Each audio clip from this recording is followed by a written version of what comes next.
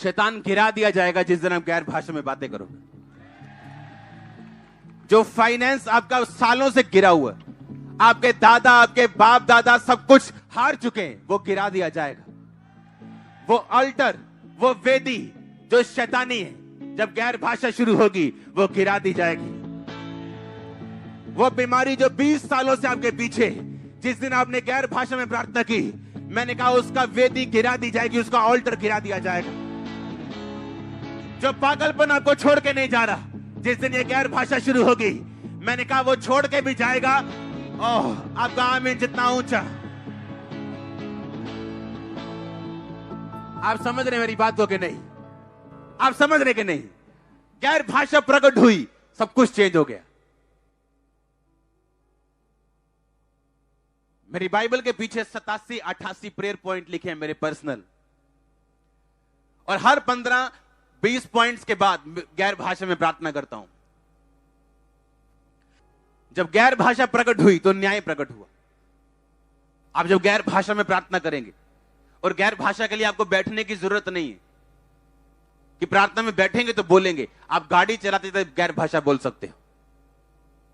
आप ऊंचा नहीं बोल सकते लेकिन जीप में बोल सकते हो। बस में बैठे हो गैर भाषा बोल सकते हो। हां, आप कहीं भी बैठे हो गैर भाषा बोल सकते हो। गैर भाषा आपके स्पिरिचुअल इंजन को स्टार्ट कर देगी। गैर भाषा बोलने के द्वारा कुछ ऐसी अगुवाई आपकी होगी जो आप मांग रहे हो प्रभु से कि प्रभु मैं क्या करूं, मैं क्या करूं, मैं क्या करूं। हालेलुया। मुझे एक गीत सुनाया गया था गैर भाषा में, और मुझे क्वेश्चन किया गया ये गैर भाषा में क्या बोल रहे हैं, और मेरे को मालूम नहीं था वो गीत क्या है, किसने गाया है, क्या है। जब मैंने वो गीत सुना गैर भाषा में, मैंने कहा ये आदमी हमें स्वर्ग जाने के लिए कह रहा है और हमें तैयारी करने के लिए कह रहा है कि हम अंत के दिनों में तैयार रहे। सुनो ध्यान से। जब उस गीत को मुझे दिखाया गया, उसका शीर्षक था song of the end time. और गैर भाषा ऐसा नहीं है कि ये कोई शब्द बोलेगा कि जारा वरा जिला, जारा का मतलब ये, नो नो नो, ऐसा ये गैर भाषा ऐसी नहीं। आपकी स्पिरिट बताती है कि उस टाइम होली स्पिरिट इन शब्दों को क्यों बोल रहे हैं। ये कोई शब्द नहीं है, ये स्पिरिचुअल चीज है। आमीन। और मैंने बताया ये जो सिंगर है, ये हमें एंड टाइम स्वर्ग जाने के लिए हमें कह रहे हैं कि हम तैयार रहें। और मैं खुद हैरान था। इसे बोलते गैर भाषा का अर्थ बताना। आमीन। आप जब गैर भाषा में प्रार्थना करते हो, सडनली आपकी अगुवाई होती है जिसके लिए आप कंफ्यूज हो। आप जो गैर भाषा में प्रार्थना करते हो, न्याय प्रकट होता। जो लोग आप पे जादू टोना कर रहे हैं, जो लोग आपके पीछे हैं, उन पे न्याय प्रकट होगा और सजा आएगी उनकी लाइफ पे। मैं सच कह रहा हूं। हम नहीं मांगेंगे, हम ना तो दुश्मनों का नाश मांगते, ना विनाश मांगते, कुछ नहीं मांगते, लेकिन परमेश्वर देखेगा कौन सा व्यक्ति आपकी लाइफ से जाना चाहिए, कौन सा रहना चाहिए। गैर भाषा एक ऐसा हथियार है। और इमेजिन करो आज लोगों के पास गैर भाषा ही नहीं, क्योंकि चर्च आना एक प्रोफेटिक वर्ड लेने का या हीलिंग लेने का जरिया है, या आपको सचमुच परमेश्वर में बढ़ना है और आपको खुद कुछ करना है। आमीन। लिखा जब गैर भाषा प्रकट हुई तो न्याय प्रकट हुआ। और उसने कहा परमेश्वर ने दिन गिन दिए, और उसी रात वो मारा गया। तो कितने लोग हम गैर भाषा में बोलते हैं। परमेश्वर ने पुराने नियम में कहा मैं अन्य भाषाओं के द्वारा, दूसरी भाषाओं के द्वारा लोगों से बातें करूंगा। ये कोई नए नियम की भाषा नहीं, पुराने नियम में चलती आ रही, और नए नियम में अब आप भी इसके भागी हो सकते। अब आप भी इस हथियार को ग्रहण कर सकते।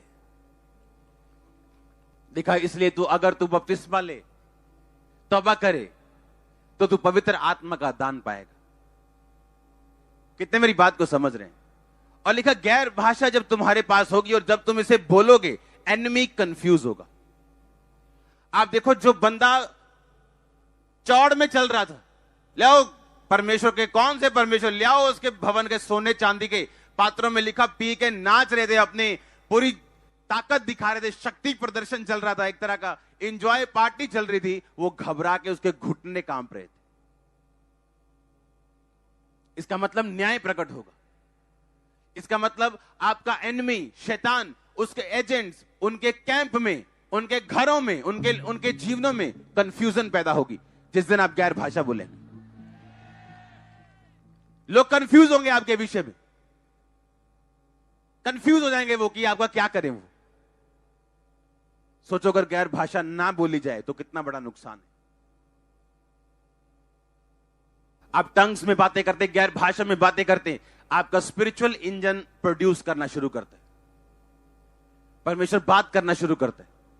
किसी चीज पे आपको एकदम से रोशनी उस चीज पे गिरती, आपको मालूम होता अब आपने क्या करना है। आपकी अगुवाई होती गैर भाषा के द्वारा। एनिमी के कैंप में कंफ्यूजन होती गैर भाषा के द्वारा। और जो भाषा आपकी शैतान समझता है, गैर भाषा में की गई प्रार्थना को शैतान कभी नहीं समझता। जिन विषयों को आप जानते हो कि आपने ये विषय में प्रार्थना करनी है, मैंने चंगाई के लिए करनी है, मैंने बरकत के लिए करनी है, लेकिन ऐसे विषय आपकी लाइफ के लिए हैं जो उन कहीं इंपॉर्टेंट विषयों से भी अधिक इंपॉर्टेंट है, लेकिन आपको मालूम ही नहीं है। उन बिना मालूम विषयों पर प्रार्थना करने के लिए आपको गैर भाषा की जरूरत है। और तब पवित्र आत्मा आपके अंदर से प्रार्थना करता है। उसको मालूम है इसको ये चीज की जरूरत है, लेकिन इसको अवेयर ही नहीं है, ये इसको मालूम ही नहीं है इसे ये चाहिए। जो आपको मालूम है आप वो प्रार्थना करोगे, वो मिलेगा परमेश्वर से, लेकिन जिसका बारे में पता ही नहीं, तो परमेश्वर कहता वो पवित्र आत्मा तुम्हारे बीच से आहें भरेगा और अपने शब्दों में भी और गैर भाषा में भी वो प्रार्थना करवाएगा। आप समझ रहे हैं? इस स्टोरी में आपको बता चुका हूं, एक भाई रात को बेचैन होकर उठा। बेचैन था वो, उसे समझ नहीं आई मैं इतना बेचैन क्यों, ना मेरे को प्रॉब्लम है, ना कोई मैंने रात को मैंने कुछ हॉरर पिक्चर देखी है, इतना बेचैन क्यों उठाऊं। बेचैन, पूरा बेचैन उठ गया एकदम से। होली स्पिरिट ने कहा प्रार्थना कर। गैर भाषा में प्रार्थना कर रहा है। आधे घंटे बाद पवित्र आत्मा ने कहा अब तू सो जा। बेचैनी खत्म हो चुकी थी, शांति आ चुकी थी। उसे मालूम नहीं था क्यों उठा, क्यों खुदा ने बेचैन किया, उसके साथ ऐसा क्यों हुआ। अब वो सो गया। थोड़े दिन बाद अपने घर गया, भाई से मिला। उसके भाई ने बताया था फोन्स नहीं होते थे, अगर होते थे तो किसी के पास होता होगा, इंटरनेट वगैरह कुछ नहीं था। उसके भाई ने बताया फलानी तारीख को रात को मुझे हार्ट अटैक आ गया था और मैं मर गया था। और मैं जब हॉस्पिटल में लेके गया, डॉक्टर ने बोला ये मर चुका है। और सडनली एकदम से मेरी बॉडी को प्रभु ने छुआ, किसी ने छुआ और मैं उठ के बैठ गया। और सब हैरान थे क्यों। उसने बताया कि सेम डे जिस रात तेरे को ऐसा हुआ, उस रात खुदा ने मुझको उठाया था और मैंने गैर भाषा में प्रार्थना की थी। कितने समझ रहे हैं? अब उसको यह तो मालूम नहीं था कि अपनी भाषा में क्या बोलूं, पर आप गैर भाषा में प्रार्थना कर सकते हैं।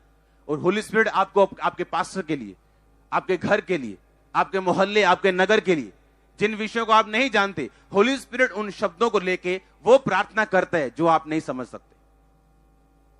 और इसीलिए जो गैर भाषा बोलने वाले विश्वासी हैं, वो दूसरे विश्वासियों ज्यादा रिजल्ट लेके आते हैं, क्योंकि उनके पास एक हथियार एक्स्ट्रा है जिसको वो यूज करते हैं।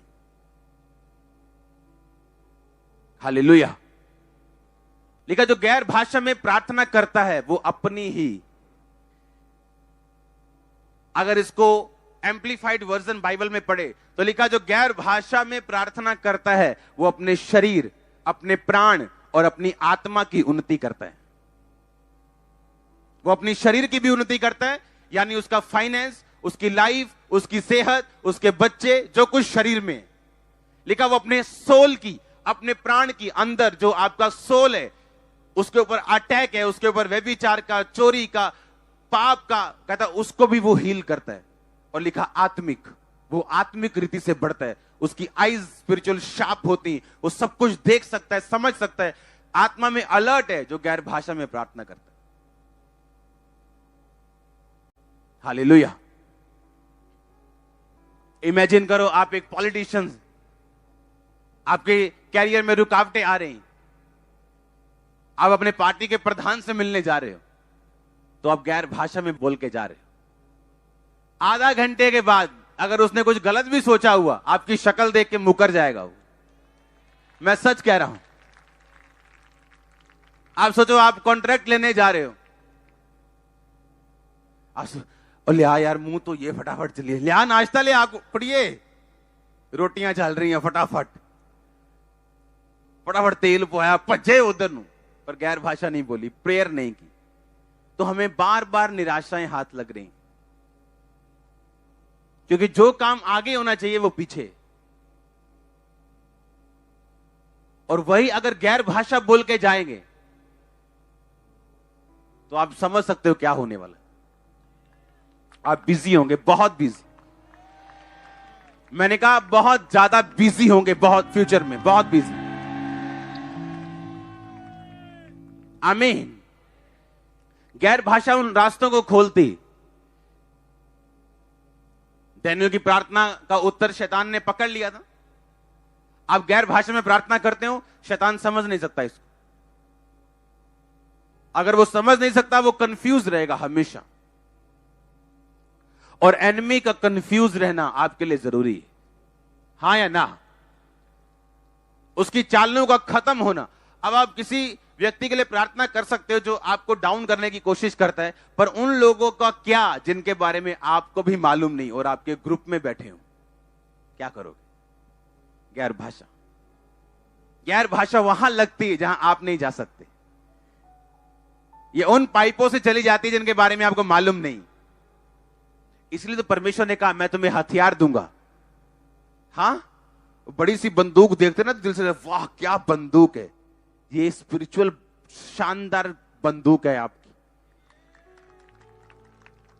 लाखों रुपए दे के मिलेगी नहीं, फ्री मिलेगी। पर कहता मुझे ग्रहण कर, बपतिस्मा ले, तौबा कर, आज्ञाओं को मान, तो तू भी पवित्र आत्मा का दान पाएगा। अब सोच लो कितना जरूरी है। सोच लो जो लोग सिर्फ चर्च ही अटेंड कर रहे हैं, प्रार्थना सिंपल वाली भी नहीं तो गैर भाषा वाली तो बहुत, सोच लो वो कहां बैठे हैं अभी, कितना पीछे बैठे हैं अभी। हालेलुया।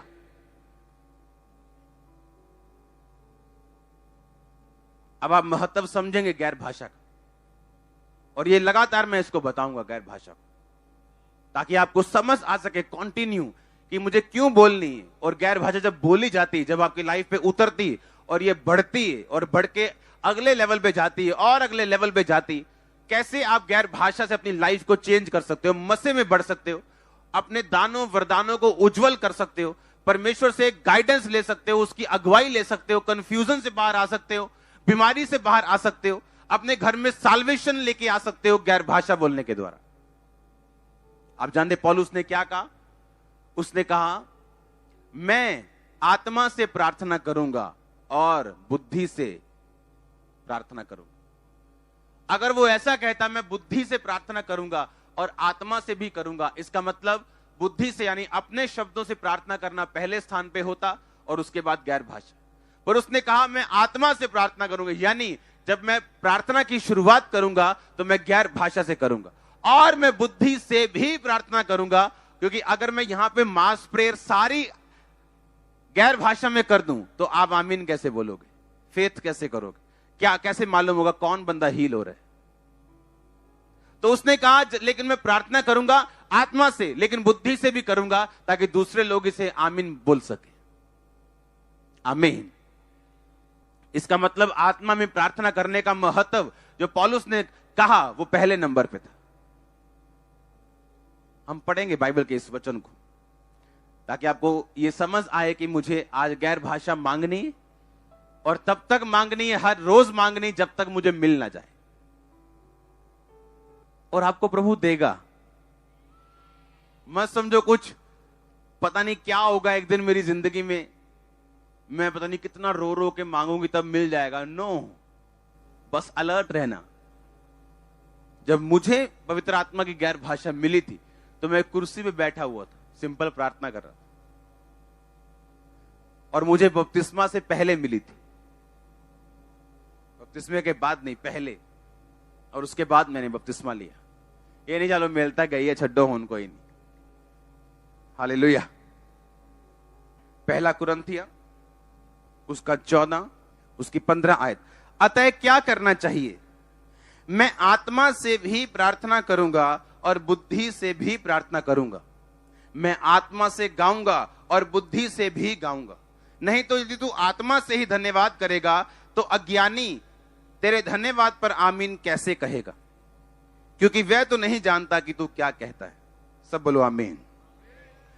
दूसरा 14 की 2 आयत में लिखा, क्योंकि जो अन्य भाषा में प्रार्थना करता है, बातें करता है, वो मनुष्यों से नहीं परंतु परमेश्वर से बातें करता है। इसलिए उसकी बातें कोई नहीं समझता, क्योंकि वो भेद की बातें आत्मा में होकर बोलता है। 4 आयत में लिखा, जो अन्य भाषा में बातें करता है वो अपनी ही उन्नति करता है, परंतु जो भविष्यवाणी करता है वो कलीसिया की उन्नति करता है। अगर मैं भविष्यवाणी करूं, आपने देखा मेरे लिए बोला था, मेरा ये नाम कोई नहीं जानता, मेरा ये नाम सिर्फ मेरे उन्होंने रखा था, यहां मेरा नाम ये कोई नहीं जानता। आपने जब नाम लिया, ये काम, इससे किसकी उन्नति हुई? चर्च की। लोगों का फेथ बढ़ा कि परमेश्वर जीवित है, हाँ या ना? लेकिन जब तुम गैर भाषा में बातें करते हो तो किसी की उन्नति नहीं होती, तुम्हारी उन्नति होती, तुम्हारी आत्मा की, शरीर की, प्राण की। जब तुम गैर भाषा में बातें करोगे तो तुम्हारी उन्नति होगी। इसका मतलब, मैं जी प्रभु च ग्रो करना चाहना जी, गैर भाषा में बातें करो। मैं प्रभु च बदना चाहना जी, गैर भाषा में बातें करो।